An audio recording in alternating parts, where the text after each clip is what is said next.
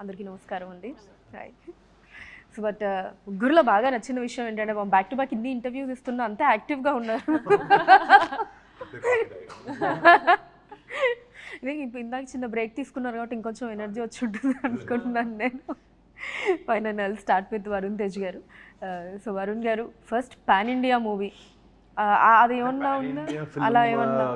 లా start చేయలేదంటే ఎప్పుడు అంటే today because markets are expanding. See, your cost of dubbing the film is it's a small percentage.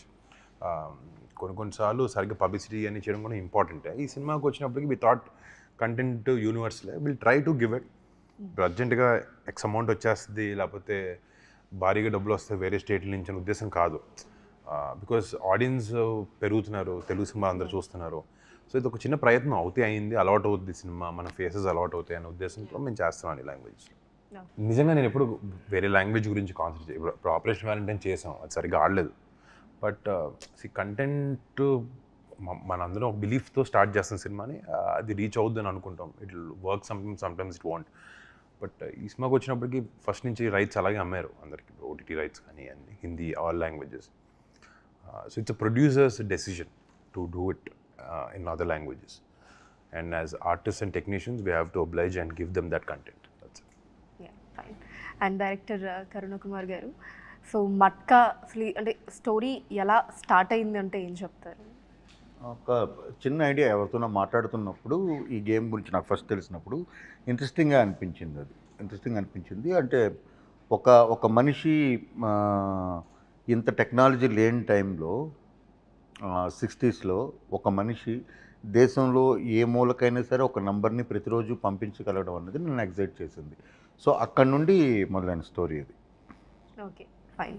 So 2 months అని చెప్పారు కదా, 2 monthsలో script అది అలా 2 months పట్టింది రాయడానికి. ఒక 2 నెలల్లో కూర్చొని రాశాను స్క్రిప్ట్. బట్ దీనికి హోంవర్క్ అంటే 1 సంవత్సరం నుండి నడుస్తూ ఉండింది అంతే.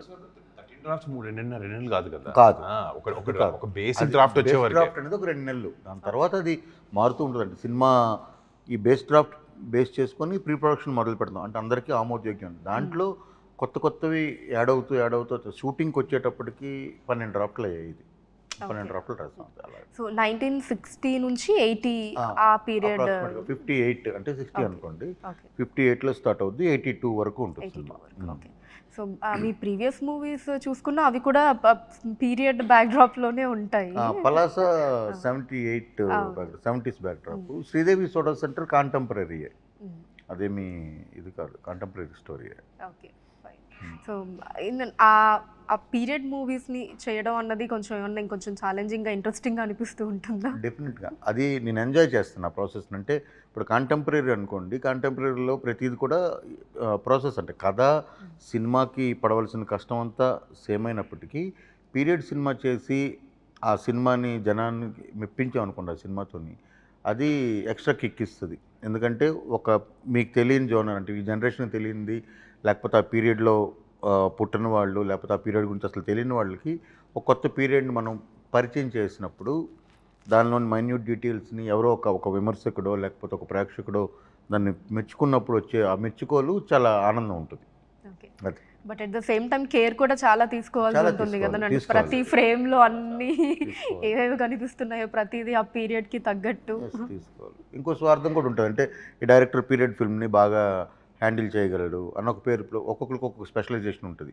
ఈయన కామెడీ బాగా తీస్తాడు, ఈయన ఎమోషన్ బాగా తీస్తాడు, ఈయన ఫైట్లు బాగా తీస్తాడు, అలాగే ఉంటుంది. ఈయన పీరియడ్ ఫిల్మ్ బాగా తీయగలుగుతాడు, మంచి ఎమోషన్ తీయగలుగుతాడు, మంచి యాక్షన్ తీయగలుగుతాడు అని పేరు తెచ్చుకోవాలని ఉంటుంది. కాబట్టి అది నా పర్సనల్ ఎజెండా అనుకోండి, అలా కూడా అనుకోవచ్చు. ఫైన్. సో మీ మూవీస్లో ప్రీవియస్ మూవీస్ కొంచెం ఎమోషన్స్ అన్నవి మంచి స్ట్రెంగ్త్ అండి మీ స్టోరీస్లో. సో దీంట్లో కొంచెం యాక్షన్ ఎక్కువగా కనిపించింది టీజర్లో, రూట్ మార్చారు అనుకోవచ్చా? లేదు, యాక్షన్ ఎప్పుడు జరుగుతుంది అంటే ఎమోషన్ ఉంటేనే యాక్షన్ జరుగుద్ది.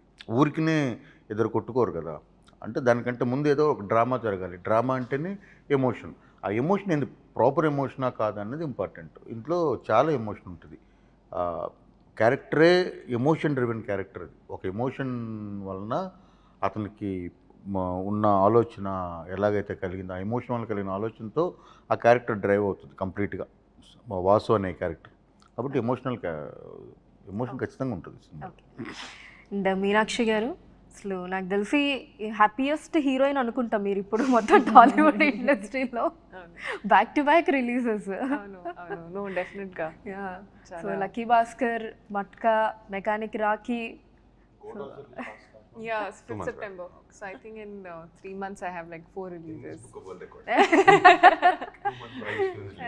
But I think I'm truly grateful. Endukante it takes a certain amount of trust to be getting that thing and giving the opportunity as well. And I think the entire credit goes to all my directors. I mean, they thought I was right for the role, that they have worked so hard and envisioned in writing it. And I think I just tried my best to be able to fit into it as much as I could. And I think definitely I am lucky, endukante it's not something that happens every day. And every day I thank the universe. I thank to be getting the opportunity, to be getting the love that I'm getting. And I also make sure that I work extremely hard to make sure that the opportunities given to me are definitely like making the most of it and doing justice to the opportunities given. I never take anything for granted. I try and do my best. And I think Matka gurinchi cheppalante, I was so happy when I got the opportunity. Endukante I always wanted to work with Varun. He was like, you have like those list of people to work with.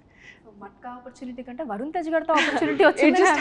It just happened. So, and also with director sir, because not a lot of people know this, but he auditioned me during my first film when I just started in Tollywood. He was the one who approached me for one of his films that he was doing at the time, Sri Devi Soda Center. So I think I auditioned for it at that time, and so I know him from that time.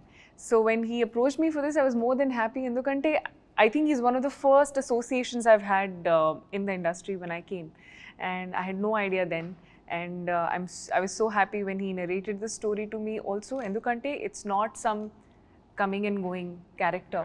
It's such an important, impactful character, and for him to believe in me, to be able to pull it off, is something that I'm extremely grateful for the opportunity. It's not something that comes in that easy, and that too early on in your career, to be able to do various phases of your life, from a teenage girl to a young adult to playing a completely mature character. I think it's every actor's dream, and I got to be a part of it, so I'm very happy. So అలా Sridevi soda సెంటర్కి audition ఇచ్చి matka Yeah. చేసేసారు. So it just happened. Interesting. And Varun Tej గారు 4 shades of character ఎలా అనిపించిందండి? Challenge every day. Different అంటే age difference అనేది portray చేయడంలో ఇట్స్ షూటింగ్కి వెళ్ళాలని పొద్దున్న నిద్రలేసిన తర్వాత షూటింగ్ పరిగెత్తాలని ఉంటుంది.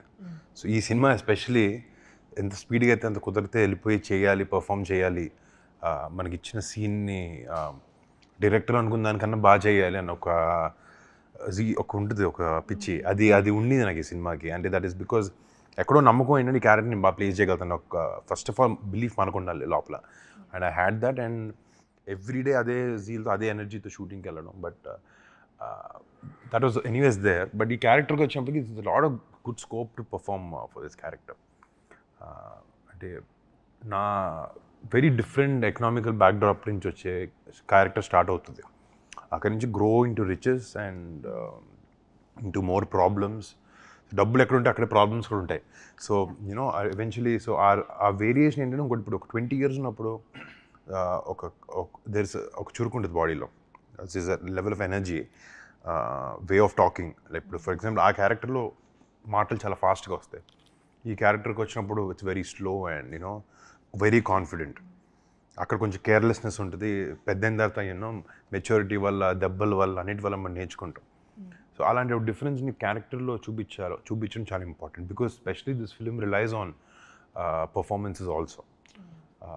సో అందరికీ 4 డిఫరెంట్ లేయర్స్లో ఉన్న యాక్షన్ ఉన్నా కూడా నాకు కూడా నా పని నేను బాగా చేయాలి. ఆ డిఫరెన్స్ అనేది కనపడకపోతే ఇప్పుడు ఏంటి అప్పటికి ఒకేలా ఉండడం అనుకోకూడదు. So very conscious and cautious while playing this character. Complete grey shade అనుకోవచ్చు అండి అంటే yeah it's complete there is a grey element. ఇప్పుడు బేసిక్లీ సినిమాలో ఫస్ట్లో ట్యాగ్ పెడదాం ఆ సినిమాకి, స్టోరీ ఆఫ్ బ్యాడ్ గైస్ అని చెప్పి. అంటే ఇప్పుడు సినిమాలో నోరా కానీ, కన్నడ కిషోర్ గారు కానీ, John Vijay or Rajesh, every character in the film has a grey shade to that is as real as it is outside. So ఇప్పుడు ఏదో కొంతవరకు బ్యాడ్ ఎలిమెంట్ లేని క్యారెక్టర్ ఉంటే అది మీనాక్షిది. మా సినిమాలో మా మదర్ క్యారెక్టర్ చేసింది. వాళ్ళిద్దరు వరకే, వాళ్ళిద్దరు only positivity in the film అనమాట. అండ్ పాజిటివ్స్ కాదు, పాజిటివిటీ క్యారెక్టర్స్ అనమాట, పాజిటివ్ క్యారెక్టర్. మిగతా అందరూ బ్యాడ్ బాయ్స్. మిగతా అందరూ bad boys and bad girls. Situation ప్రకారం ఆపర్చునిటీస్ అందరూ అంటే ఇవి డీలింగ్ విత్ దట్ సెటప్ కాబట్టి everyone is grey. Okay. Grey. So generally కొంతమంది అంటూ ఉంటారు కదా, good or good person bad person అన్నది ఉండదు, reacting to the situation makes you that. అది సినిమాలో డైలాగ్ చెప్పారు నాకు, అది మంచి చెడు అనేది కాలే కడుపు నిర్ణయిస్తుంది అని చెప్పి, కాలే కడుపును పట్టి నిర్ణయిస్తాయి. అండ్ మన సిచ్యువేషన్స్ బట్టి, మనం ఎక్కడ పుట్టామనే దాన్ని బట్టి, ఇప్పుడు అలాంటి సిచ్యువేషన్ ఎలా బిహేవ్ చేయాలనేది బట్టి అది నీకు గుడ్ నీకు కనపడేది బ్యాడ్ కనిపించవచ్చు. నా పాయింట్ ఆఫ్ వ్యూలో అది నేను చేసింది కరెక్టే. వాళ్ళిద్దరి మధ్యనే ఉంటుంది భార్యాభర్త మధ్య. మంచి చెడు అనేది నువ్వు ఎక్కడ నిలబడి చూస్తున్నావు అన్నదాన్ని బట్టి మారుతూ ఉంటుంది అని చెప్తాడు ఆయన. వాళ్ళ ఆవిడికి చెప్తాడు, నీకు ఏది అవసరమో అదే ధర్మం. That's a philosophy Vasu believes అన్నమాట. ఓకే. అది కరెక్టే, బట్ అది ఆ స్వార్థం ఎక్కువైనప్పుడు, పక్క వాళ్ళు నష్టపోయినప్పుడే అది తప్పుగా అనిపిస్తుంది మనకి. సో సినిమాలో అది లేయర్ బ్యాలెన్స్డ్గా చేసుకుంటుంది. నేను రాసిందో లేకపోతే నేను రాసిన దాని వల్ల ఇదని కాదు, అది నాగదత్తుడు అనే ఆయన, అంటే బిఫోర్ బుద్ధుడి కంటే ముందు నాగదత్తుడు అనే ఒక శిష్యుడు విష్ణుగుప్తుడు అనే ఒక గురువుని అడిగినప్పుడు, గురువుగారు ధర్మం అంటే ఏంటి అని అడిగినప్పుడు, నీకు ఏది అవసరమో అదే ధర్మం. ఇప్పుడు నీకు ఆకలేస్తుంది, అన్నం తినాలి, కడుపు నింపుకోవాలి, దగ్గరలో ఉన్న ఒక చేపను పట్టుకొని నువ్వు తినేసి అది జీవహింస కాదని నువ్వు అసలు ఆలోచించకూడదు. అది అక్కడ ధర్మం అంతే. పులి లేడీని వేటాడుద్ది, లేడీ గడ్డిని తింటుంది, ఇదంతా నేచురల్ సైకిల్ కదా. సో నీకు ఏది అవసరం అది ధర్మం అంతే. టోటల్ ప్రపంచం అంతా కూడా ఆకలి మీదే నడుస్తుంది. ఆకలి అనేది వేరే వేరే డెఫినేషన్లు ఉంటాయి. డబ్బుల గురించా, లేకపోతే ఒక ఫిజికల్ ఇదా, లేకపోతే మెటీరియలిస్టిక్ ఆకలి, రకరకాలుగా ఉంటుంది. సో అంతే, ఏదైనా ఆకలి end of the day. Believe that dialogues standout అవుతాయి, చాలా ఇంపాక్ట్ఫుల్గా ఆలోచించే విధంగా ఉంటాయి కొన్ని డైలాగ్స్ సినిమాలో. అందుకే నేను దాని ప్రస్తావన కూడా తీసుకొచ్చాను యాక్చువల్లీ. అండ్ వరుణ్ గారు, మీరు టీజర్ లాంచ్ ఈవెంట్లో చెప్పినట్టు అసలు నిజంగా ఎర్రకండువ అసలు అనుకోలేదు ఆ షార్ట్ కూడా మేము చేద్దామని. But he's an other amazing asset. ఆయన డిఓపి కానీ, జీవి ప్రకాష్ కానీ సినిమాకి. అండ్ అంటే ఆ సీక్వెన్స్ ఒక ఫైట్ చేశాను దాంట్లో, ఆ ఫైట్ ఒకటి it's going to be nice. షార్ట్గా చూసినప్పుడు బాగా చిన్న షార్ట్ అనుకుంటాం. మొత్తం టోటల్గా ఫైట్ అంతా అయిపోయిన తర్వాత ఆన్లైన్ ఎడిట్ చేసి చూసినప్పుడు ఆల్ హ్యాపీ కూడా కాదు, మోర్ దాన్ హ్యాపీ. చాలా బాగా అనిపించింది. సో నాకు తెలిసి ఫ్యాన్స్ ఇంకా బాగా హ్యాపీగా ఫీల్ అవుతారు ఆ షార్ట్కి. సో పవన్ కళ్యాణ్ గారు కూడా కనెక్ట్ అవుతారు కాబట్టి. అంటే మాకు సినిమాలో అవసరం పడింది తను వేయడం కూడా, ఎందుకంటే because he works as a daily labour, కూలీ పని చేస్తుంటాడు అతను. సో వాళ్ళకి usually it's symbol of labour అన్నమాట. సో వాళ్ళు మెడలో వేసుకున్నాం, చెమట తుడుచుకోవడం కానీ, తల మీద కట్టుకోవడం కానీ, ఎండకి they keep using it. So అలా వాడింది అది. అది నిజంగా ప్లాన్ చేస్తుంటే వీళ్ళందరూ ఎప్పుడూ ఆలోచించాలి, బట్ ప్లాన్ చేయకుండా ఆ సిచ్యువేషన్ మాకు ఏదో కరెక్ట్ అనిపించింది, అప్పుడు తను తీసుకొచ్చారు, వేసారు. అండ్ ఇట్స్ చిన్న యాడెడ్ ప్రాప్ లాగా అది ఫైట్లో అన్నింటిలో కొంచెం యాటిట్యూడ్కి అన్నిటికీ సెట్ అయింది బాగా. ఆ టవల్ పట్టుకుని కొబ్బరి చెట్లు కూడా ఎక్కుతారు. అంత వెరీ హ్యాండ్ఫుల్ ఇదనమాట. అదొక టూల్ లాంటిది, దాంతో చేపలు పడతారు. ఏం లేదు, ఈ పొలంకి మధ్యలో నీరు పారుద్ది కదా, అక్కడ మా చిన్నప్పుడు అంతే. టవల్ పట్టుకుని ఇద్దరు వెళ్ళాలి, ఆ టవల్ ఇలా పట్టుకొని ఒక 10 నిమిషాలు ఉంటే ఇన్ని చేపలు వస్తే ఇంటికి తీసుకొచ్చి కూర వండుకొని తినేస్తాం అంతే, ఇంకేం లేదు. మన పెద్ద టెన్షన్ కూడా లేదు. చిన్న పిల్లలు పట్టవచ్చు చేపలు, అది పట్టుకుని కొబ్బరి చెట్టు ఎక్కొచ్చు, మొహం తుడుచుకోవచ్చు. స్నానం చేయడానికి మ్యాక్సిమం ఆ జనరేషన్లో అందరూ అదే టవల్ వాడేవారు. అది శ్రామికుల టవల్ అది యాక్చువల్గా. ఇన్ని యూజెస్ ఉన్నాయని దానివల్ల ఇప్పుడు తెలిసింది నాకు అప్పట్లో అలా వాడేవాళ్ళు అని చెప్పి. నైస్. అండ్ సో మీనాక్షి గారు మీ క్యారెక్టర్ అంటే గ్లిమ్స్ లాగా కనిపించింది మాకు టీజర్లో. It's like an introduction to all characters in the film and what this guy is. Protagonist కాబట్టి ఏంటి అనే ఉద్దేశం అది ఇచ్చి ఒక్కొక్కరు మిగతా అన్ని క్యారెక్టర్స్ని జస్ట్ గ్లిమ్స్ లాగే చూపించాం సినిమా టీజర్లో. Best part about Sir's writing, like which I said before also, is that prati character ki koi importance undi. Whatever you see is not just there. It's there because it makes sense, because it helps the story in the movie to move forward. And especially for women characters, I think if you see all the women characters in the film, they're depicted and showcased in a very respectful and in a very way that is going to be like appreciated. Even if it is an Anglo-Indian dancer, you would see it does not feel anything odd in any way. It still looks beautiful, respectful in that space, because it's just a character that the person is saying, but it all depends on how the person projects it, and that is also very beautifully depicted. So I think that's Sir's way of writing and depicting women, which is really appreciated, I feel like. It's one of those positive characters from starting till end, and it's always going to be in one space. It's a breather for so much of chaos and all that other things that are happening. Every time Sujata comes on screen, it's a little relief, and I think that's very much needed in the film, in those scenes if you watch the film. And I think it's something like how you project a woman in a space wherein she falls in love. That innocence is there from that young, and it'll remind you of your childhood days, your first crush, your first love. Laga, it'll be showcased very beautifully, and then how the love happens, then marriage, and what happens after that. I think it's a beautiful story who's always there. Strong character. They do, yeah. It's thinking about correct. పాత రోజుల్లో అంటే women మీద physically అబ్యూజివ్గా ఉండేవారు men, లేకపోతే అథారిటేటివ్గా ఉండేవారు అనేది కాదు. సినిమాలో ఎక్కడో ఆమె చెప్పాలని చెప్పి ఆల్మోస్ట్ కొడద్దా అని అనిపించే వరకు ఉంటుంది. But that is a beauty. Strong women ఉండేవారు ఆ ఎరాలో. అన్ఫార్చునేట్గా మనకు తెలియదు డిపిక్టింగ్ ఇన్ సినిమా మారుండే సార్. బయట ఇప్పటికీ ఉన్నారు, అట్లా ఏం లేదు. బట్ సినిమాలో ఎందుకో అలా స్టీరియో టైప్ అయి ఉండేవి. బట్ తను అంటే తన బిగినింగ్ డేస్లో ఇల్లు గడవాలని తను ఎంత ఎక్స్టెంట్ కింద చేసే పని, ఆ ట్యాబు అలాంటి ఏం లేకుండా చేస్తారో నేను ఎగ్జాక్ట్గా ఏంటంటే చెప్పలేను. బట్ హీరో ఇది కాదు అంటే అవును ఓకే అని అనేసే క్యారెక్టర్ కాదు అంటే ఇది ఎందుకు కాదు అని వెనక్కి తిరిగి ప్రశ్నించే క్యారెక్టర్ తంది. ఇంట్లో ఏదో ఇన్ఫ్లుయెన్స్ అవుతారంటే ఆల్మోస్ట్ అది తిట్టి వెనక్కి వెళ్ళి బయటికి వెళ్ళిపోయేంత అసర్టివ్గా ఉంటుంది తను చెప్పింది ఏదన్నా కూడా. It's very very strong character in the film. About director Karuna Kumar గారి వర్కింగ్ స్టైల్ ఎలా ఉండింది? సూపర్ నిజంగా. నాకు చాలా రిలీఫ్డ్గా అలా సాగిపోయింది షూట్ టైం మొత్తం. And he's very clear in his head, and he's got an amazing DOP, amazing rapport with him, understanding with him. వాళ్ళిద్దరు వైఫ్ అండ్ హస్బెండ్ లాగా ఉంటారు ఇద్దరు, అంటే ఒక కపుల్ లాగా. అంటే that's very important for film. Very important. And clarity in head చాలా ఎక్కువ ఉండేది. మేము అందరం స్టోరీ షూటింగ్ వెళ్ళకముందే మేము చాలా వరకు రీడింగ్స్ అన్నీ చేసుకున్నాం ఇండివిజువల్గా. I think you also did. అందరం చేసుకున్నాం. అప్పుడు డేట్ల వల్ల అందరం కలిపి చేయాలని కుదరలేదు, బట్ వీ డిడ్ ఇండివిజువల్లీ.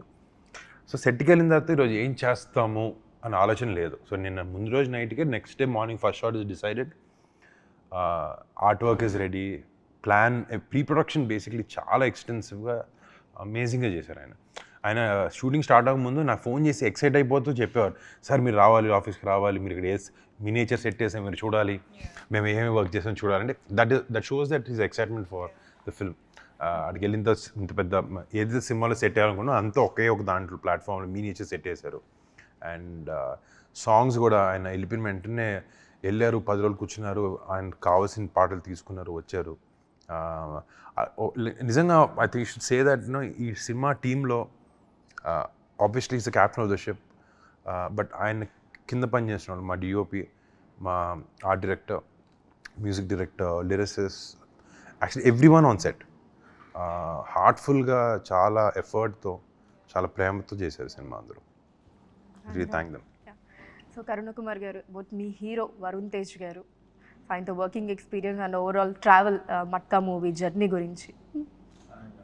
ఒక్క మాటలో చెప్పేస్తా, మళ్ళీ ఊరికినే ఆయన మంచోడు గొప్పోడు గుణవంతుడు ఇవన్నీ కదా. నెక్స్ట్ 10 సినిమాలు ఆయనతో కలిసి చేయడానికి నేను ఓకే, ఓకే ఓకే. అంతే అంతే. That much I love him. అది అంటే అంత ఫస్ట్లో ఒక చిన్న హెసిటేషన్ ఉండింది స్టార్టింగ్లోన, ఎందుకంటే మెగా ఫ్యామిలీ అని ఒక ఆరా ఉంటుంది.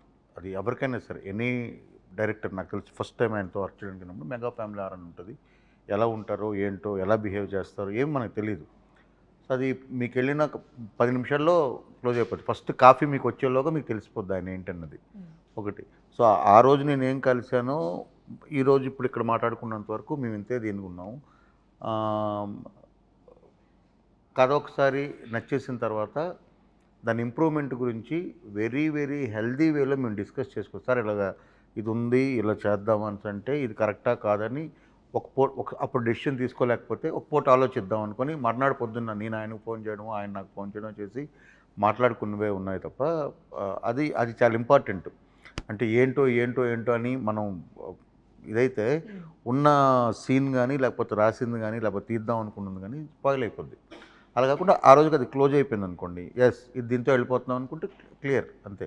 తర్వాత సెట్లో అయితే నాకు ఏ రోజు 0.00001% కూడా నాకు ఎప్పుడు ఇబ్బంది లేదు. మేమేంటంటే ఒక పెద్ద సీరియస్ సీన్ నడుస్తుంటుంది, సీన్ లాగా ఉంటుంది. మీకు ఒక సీన్ ఉంటుంది సినిమాలో, సీన్ ఇప్పుడు నేను చెప్పలేను కాబట్టి చెప్పలేను, చాలా ఎగ్జైట్మెంట్ ఉంది కానీ చెప్పలేను. ఆ సీను మేము ఫుల్గా నవ్వుకుంటూ జోకులు వేసుకుంటూ ఇంకేవో ఇది చేసుకుంటూ ఆ సీన్ చేసాం. ఆ సీన్కి మాకు షూట్ జరిగిన దీనికి సంబంధమే లేదు అసలు, అలా ఉండింది. ఆ మిగతావన్నీ ఇప్పుడు యాక్షన్ తర్వాత ఇదంతా ఉంటుంది చూసారా, మాకున్నంత ఏముంటుందంటే క్లైమేటిక్, ఈ సినిమాలో ఇబ్బంది అంతా కూడా క్లైమేట్ ఇబ్బందులు ఉన్నాయి. ఎందుకంటే మా షెడ్యూల్ అంతా కూడా మాన్సూన్లో వచ్చింది. సో రోజు మార్నింగ్ లేచినప్పటికి వర్షం పడదు, ఈరోజు పడకూడదు దేవుడిని కోరుకు అంటే మాకు రిలీజ్ డేట్ ముందే లాక్ చేసుకున్నమాట because of our other deals అన్నిటి వల్ల. సో ఎవ్రీడే రోజు ఒకటే కోరిక, వర్షం పడకూడదు, ఈరోజు వెదర్ చూసుకుంటూ లేదు. ఎందుకంటే మేము 2 రోజులు ఉంటాం, ఏమి ఉండలేదు. ఈమె ఆల్రెడీ ఇంకొక 2 సినిమాలకి వెళ్ళాలి, అక్కడ కమిట్మెంట్స్ ఉంటే అక్కడికి వెళ్ళాలి, ఇక్కడికి వెళ్ళాలి.